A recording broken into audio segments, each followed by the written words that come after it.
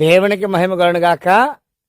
పిల్లరా, దేవుని యొక్క వాక్యము చాలా చక్కటి విషయాన్ని జ్ఞాపకం చేస్తూ ఉంది. రక్షణ పొందుకున్న మనము అనుదినము కూడా ప్రార్థనలో పెనుగలాడుతూ మనము దేవుని విశ్వాసం ఉంచి మనం మంచి మార్గం నడిచేవారుగా మనం ఉండాలట. యేసుక్రీస్తు వారు మన కొరకు ప్రాణం పెట్టారు కాబట్టి, మన కొరకు ఎవరు ప్రాణం పెట్టారంటే ప్రభువైన యేసుక్రీస్తు వారు మాత్రం ప్రాణం పెట్టారు.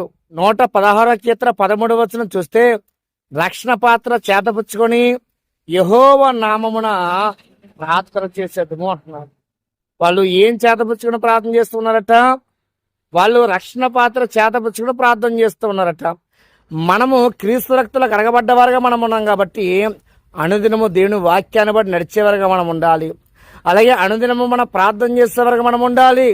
ఎప్పుడైతే మన ప్రార్థనలో పెనుగులాడుతూ ఉంటామో, ఎప్పుడైతే దేవుని యొక్క వాక్యాన్ని మనం అనుసరించి నడుస్తూ జీవిస్తూ ఉంటామో, అన్ని విషయాల్లో దేవుడు